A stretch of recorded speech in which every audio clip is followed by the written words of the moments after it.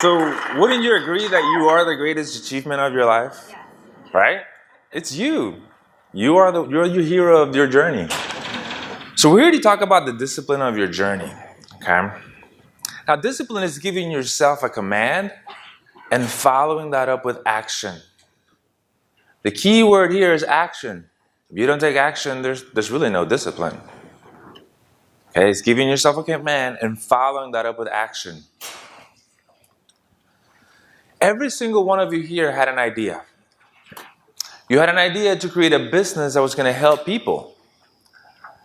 That idea generated a desire to make that happen.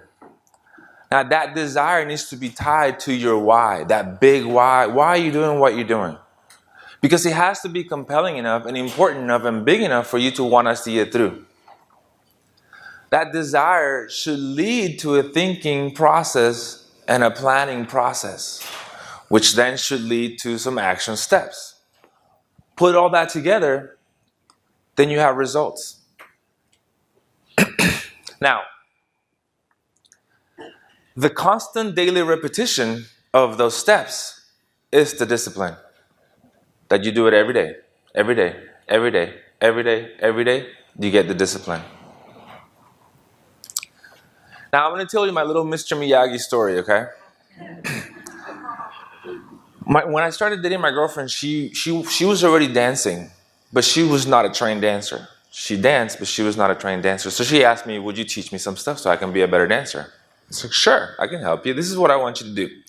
I want you to take your step forward and you're going to do open, you're going to close, you're going to open, you're going to close, you're going to open, you're going to close. And you're going to do that on both sides, on the left side, on the right side. What does that have to do with dance? Like, how is that going to help me? It's like the wax on, wax off, painting the fence, right?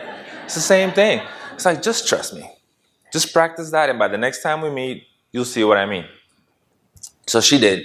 The next time we met, I was able to turn her, and she was able to have smoother, controlled turns because she did that one exercise. But it took the repeated action, the repetition of that exercise for her to get it. So that's my Mr. Miyagi moment. So who can relate to this little duck? Right? I can. How many times do you think it took that duck to get over that wall? A lot. Maybe, but it really doesn't matter. It could have taken him 5, 10, 20, 50 times. The point is, he wasn't going to stop until he got over that wall. And he had the support of his little friends in the back, right? They're like, you can do it, buddy, right? But he did it. He did it. I'm sure he did it. Now, I know this is very cliche. When we think about discipline, when we think about getting results, we immediately go into the fitness world. Why? Because you can see physical changes in your body. If I lift a weight and I get my muscles going to build, I can see that. Now, the strongest form of discipline is the one that comes from within. Okay? So the same discipline, right? The same work ethic, the same time and energy that you spend to build that kind of muscle, it takes to build your mental muscle. I have a quote here that says, self-discipline begins with the mastery of your thoughts. If you cannot master or control what you think, how could you possibly control what you do? Most of the time, this is how we see the mind. This is what kind of sort of happens. I don't know if this happens to you, where it's just thought. You know, in the Buddhist world, they call it the monkey mind. Okay? But it doesn't have to be like this. We can really gain control of our thinking. Now, a lot of people try meditation and they fail and they say, it didn't work for me. I ask why. Well, because I couldn't stop thinking. Well, I don't think you're going to be a monk. I don't think anybody here is trying to be a monk. I think we're just trying to find peace and trying to gain control of our mindset and emotional state of being so that we can be better. Okay? So the idea is, can we get to a point where we can control the flow of our thoughts? Okay, anybody here a musician? Or reads music or knows? If you can imagine a music sheet, right? You see the notes, the way they're arranged, okay? What makes the melody of any particular song? When you see the notes arranged on the wall, what makes the melody? Anybody want to take a guess? The beat count, that's part of it. Anybody else? Some people say the arrangement of the music notes, right? But what if those notes were put back to back to back to back to back to back to back to back to back to back? They were just touching. What would that sound like? Noise. It's the same with your thoughts. If you don't have spaces in between the notes, you have no melody. You cannot make music. Same thing with your thoughts. If you have no spaces in between your thoughts, how can you make music out of your life? And so that's the goal of the discipline of training your mind, is to create some space. Now, anybody see these two movies? Some people did, Limitless and Lucy. They're pretty much the same movie. They're talking about reaching the full potential, or using the full potential and capacity of your mind. In one movie, in the Limitless movie, he takes a pill in order to do that. But in Lucy, some pill exploded in her stomach. And so that kind of, they used her as a mule to transport drugs. Anyway, the accident caused her to be able to unlock the full potential of her mind. And I'm not saying that we could do that exactly, because that's a Hollywood showing you what could happen, but we could get close. And that's where the training the mind comes in. And tomorrow, Dr. Webb is going to talk about mind hacking and hacking into the mind. And if you've been to one of my coaching calls, you know that's what we do. We can hack the mind like we hack a computer. It's the same thing. Just mind training. Now, what happens when I lose my excuses? I get to my results, right? What are some of the most common excuses? I can't do it. I'm too busy. Takes too much work. Takes too long. I can't. I shouldn't. I should, right? Those are a lot of the excuses that we have. But as we look at our path to success, as we look at your journey towards success, it could feel a lot like a maze. It's going to be full of obstacles, full of challenges.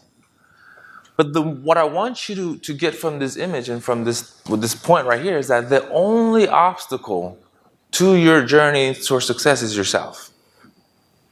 You are your only enemy. I am my only enemy.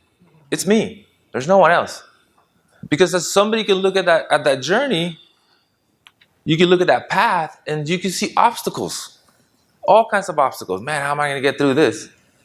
But somebody can say, man, this is an opportunity. This is a challenge. I could do this. So who's right? They're both right. Now, what tends to happen is that, like I said a minute ago, I can see an obstacle or I can see opportunity. It's all dealing to do with your thoughts. You know, we spend so much time in misthinking or error thinking. It's really all boils down to just misthinking or error thinking. And I think the biggest misthinking or error thinking that we spend time in is thinking that our circumstances are to blame, that other people are responsible for our mess ups, for our failures, when in truth, the only failures come from within yourself. And I think one of the biggest mistakes that we do in terms of our thinking is that we don't know our own power, that we don't really know the truth of who we are. As Dr. Webb's talking about owning our truth and speaking our truth, do we really know who we are? Do we really know the power that's within us? Have we gotten a chance to get to know that? If we don't know that, that's one of the biggest mistakes or misthinkings that we do, that we don't really know who we are. We don't really know our power. And so what do we have to do? We have to empty the trash. Okay, we have to empty the trash from here. We have to be willing to look at and get rid of certain types of thoughts. Thoughts of anger, frustration, fear, anxiety. The thoughts of I can't or I shouldn't. They gotta go. We have to replace that with better thoughts. Now, here's a little picture, and I don't know if you know how this works. Does anybody know how the circus keeps their elephants to stay put? Some of you know that story already. It's an interesting story if you don't know it. When they're very little, they tie this rope to their foot, to their leg, okay? And no matter how hard that little baby elephant tries to get away, it can't. The rope at that age is much stronger than they are. And so they grow up learning and the conditioning that I can't get away. that rope is much stronger than me. So now they grow up and they become these massive, powerful creatures that could literally destroy the whole entire circus if they wanted to. They could break away from that rope and get away. They don't, because they think that that rope is still stronger than them. And they're powerful beings. They don't know how powerful they are, just because they were conditioned to think that they can't. Now, how many of us are walking around with some rope, with a rope like that, with a belief that I can't? Like, how many here thought that they couldn't do an ROF when they first started, or a dinner presentation? So keep your hands up if you still think you can't. Good. Because those people that think they can't and think they can are both right. And there's where the problem is, because you think that you can't. And so what we have to get rid of is we have to get rid of that rope. We have to get rid of that limiting belief that is keeping us stuck. Now, if you've been in one of my coaching calls, I often tell you to go after your goals like you do your GPS, like you follow a GPS. What is the first thing you have to do to get your GPS to work? Plug in the address. The address in this example is the destination, right? Without the destination, you're going nowhere. That GPS is not going to work. It's not going to take you anywhere. So you have to be very clear about where you're going. Now you begin to follow the GPS, and it begins to guide you on your way. Has this ever happened to anybody? I know it's happened to me. Does the GPS ever freeze on you? Yeah? Does the little arrow that's guiding you sort of get off the path? Yeah? Okay, you're like, where is it going? Does the GPS ever get you somewhere in the vicinity of your destination, but not quite right on there, and you're just like, where am I? Right? Does that happen to you? Okay. At any point when those things happen, do you stop the car and turn it off and stop driving? No? Yeah? Okay, I don't think anybody has done that. So what do you do? GPS freezes. What do you do? Wait. What else could you do? GPS freezes. Reprogram it, turn it off, restart the app, restart the phone, right? Let's say you get to the vicinity of your location, you're not right on it. What do? Call, right? You can call the place. If you're meeting up a friend, you call a friend. Do you find a way to get there? Right? So what's the difference between that and your big destination, your big goal, where you're really going? When things get frozen a little bit, or when things get off track a little bit, or you get 3 and you 3 close in the presentation, you were targeting for 6. Are you going to quit? Are you going to stop? Are you going to get frustrated with yourself? Does anybody argue with the GPS when they're driving? Some people do. What is that going to do? It's not going to get you there faster, right? There's really no point in arguing with the GPS. It's not going to get you there. It's not going to answer. Siri's not going to say, can you please not talk to me that way? Yeah. It's not going to do that. For the most part, I think we trust the guidance of the GPS. For the most part. I know that it can be glitchy. It is technology. But for the most part, we trust the guidance. You have an internal guidance system doing the same thing for you. There is a part of you that knows where it's going. I think a friend of mine, he's a hypnotist, not the kind that does like that. He's the kind that just goes into your subconscious and kind of works with it. He's like, hey man, I thought of you. I sent you this, so I sent you this image. And it was a conversation between mind, heart, and soul. And the mind says, I'm kind of scared to go there. And the heart says, it's okay. It's going to be fine. I'm with you. The mind says, yeah, but how do you know you've never been there before? And the heart says, it's okay. Trust me. Like, we're going to go. It's going to be great. It's going to be good. And I think the mind said something else, and the heart said something else, and the soul said, if you two would just shut up, I'll show you the map. I have the map. So we all have an internal guidance system that we need to learn to listen to and learn to trust. We just don't practice that, right? We're so identified with mind, or we're so caught up with the mind-heart conflict. And I often ask I ask you in our coaching calls, we're talking about wellness. Well, what about mind, body, soul? So what are you doing to nurture your mind? And some people will say, well, I'm reading or I'm journaling. What are you doing to nurture and foster your body? Oh, well, I work out and I eat well or I walk. What are you doing to foster your relationship with your soul? I either get silence or I go to church and I pray, which is a great place to start. And then I say, okay, so when do you pray? I pray in the morning, so I pray in the afternoon or before I go to sleep. I said, okay, well, let's talk about effective communication really quick. What is the most important skill for effective communication? What is it? Listening. So let's see prayer as talking with God, and let's see meditation or silent time as listening to God. And they say we need to spend twice as much time listening as we do talking. So when do you listen to God? Right? And he's like, oh, well, I hadn't thought about it like that.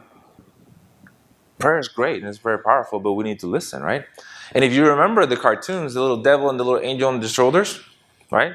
It just pops up when you have to make a decision. And the little devil is very loud. He's yelling and he's just trying to distract you and take you in a different direction. And the little angel sort of like, he whispers. He's very, very calm and very peaceful. But the little devil is so loud. So how do we hear the angel? How do we hear that voice?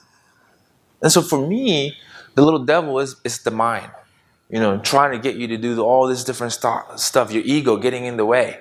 And then the little angel to me is like the voice of God. So then how do I listen to the voice of God? How do I listen to my soul, right? To that internal guidance system when the mind is so loud? How?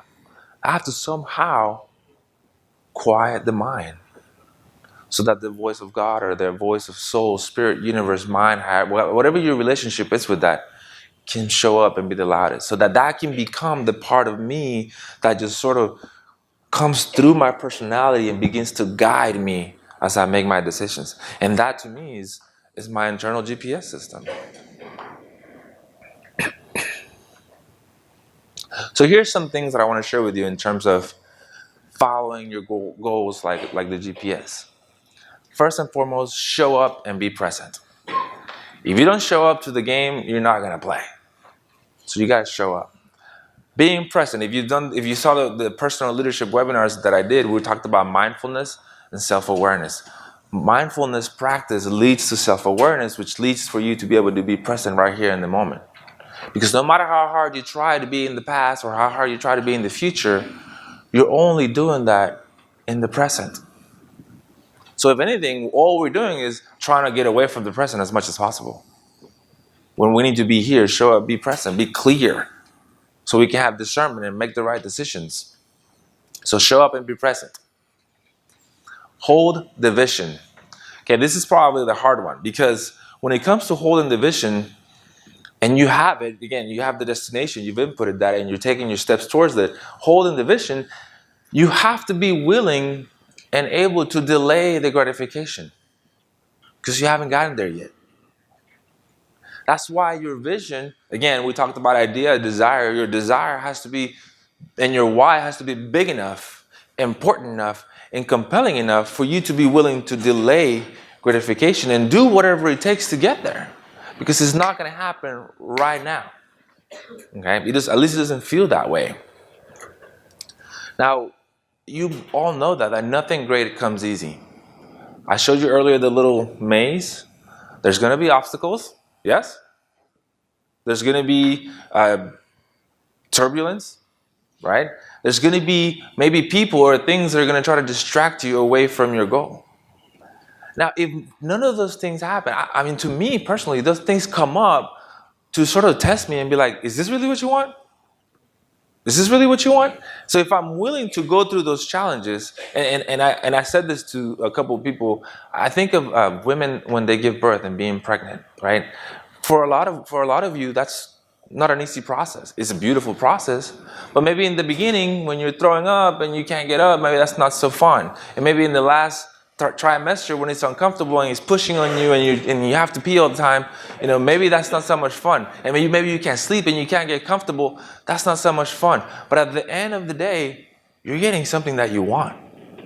You're getting a miracle. You're getting to create life. So you're willing to deal with all that uncomfortable, with all that uneasiness, to get to what you want. So then again, the question is your vision important enough, big enough, compelling enough? Is it really what you want? Because if it's not, you're not going to put up with the challenges. You're not going to put up with the obstacles. You're not going to put up with the ups and downs, and you're going to want to give up.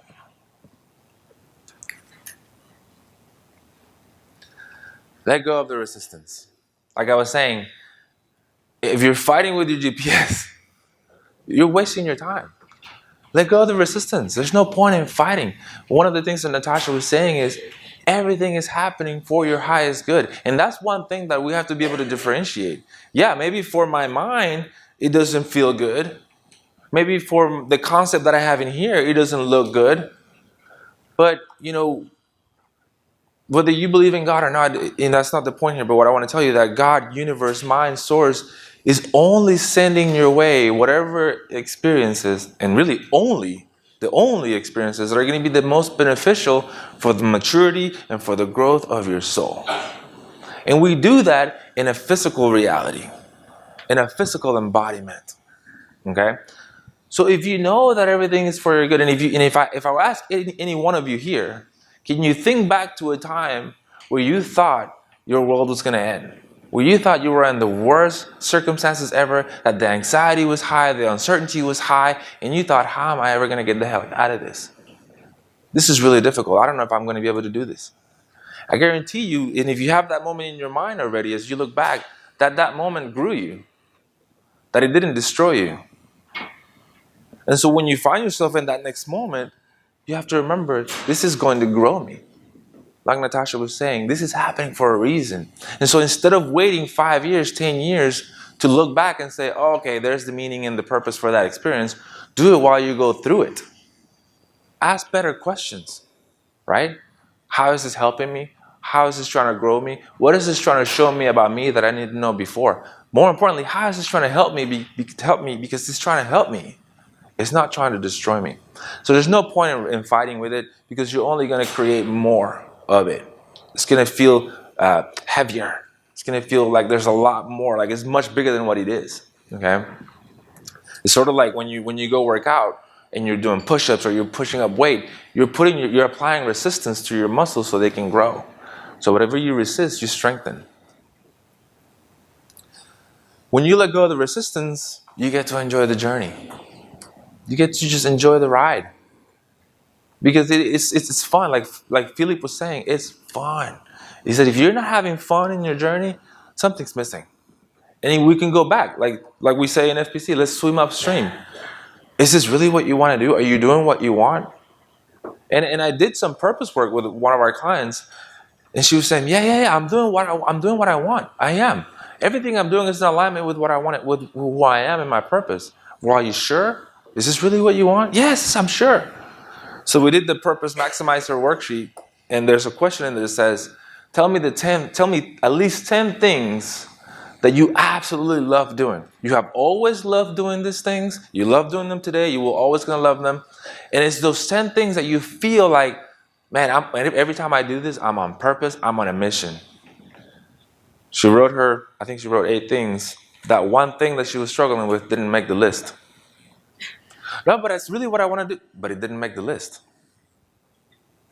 So are you really doing what you want to do? Are you being truthful to that?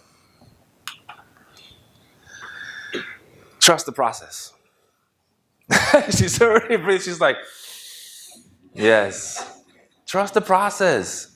I think if you've heard me in the coaching calls, I tell you a lot of times it's not what's happening to you the problem. The problem oftentimes lies in our faith. And if you look up faith in the dictionary, it means complete trust beyond doubt. Is we're not trusting the process. So a lot of times, maybe we need to work on that.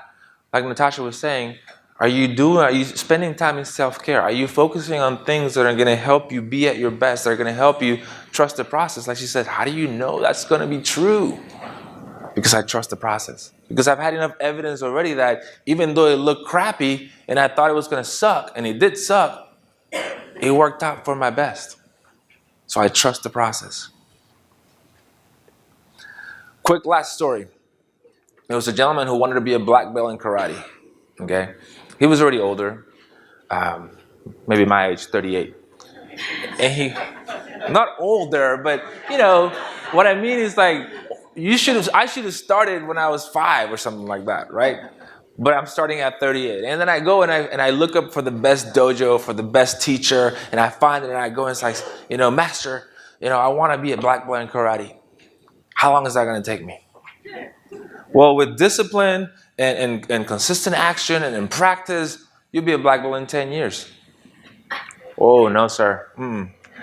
I need this to happen much faster than that. I need this to happen like yesterday. So what if I, practice 48 hours a day, every day, and I really give it my best? How long will it take me then? Well, in that case, you're never going to be a black belt. Because you can't skip the process. Okay? I know that every one of you here is ready. I mean, you're willing, but are you ready and able? Are you willing to delay the gratification, to put in the time, to have the patience, to have the discipline? If your process is going to lead to progress. That progress is going to, in y'all's cases, that progress is going to lead to profits. If you don't trust, and not only that, but helping your patients, of course. If you don't trust the process, if you don't trust and respect the process, and you skip any of it, it's going to hinder your progress.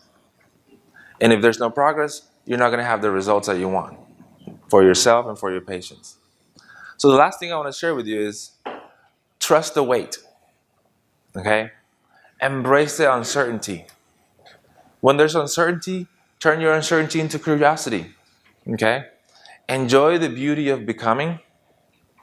When nothing is certain, anything is possible. And for each and every one of you, your wait is going to be different. For some of you, it may take 6 months before you can start seeing results. A year, 2 years, 3 years. But your wait will be whatever it needs to be for you. Okay, so I encourage you to trust it. Be patient, put in the time, be disciplined in your journey. Know that you're going to get there, that your journey is different than everybody else's. But more importantly, like I started at the beginning, just know that you are your greatest achievement. And if you are your worst enemy, your only enemy, you're also the hero of your story. Okay? Thank you.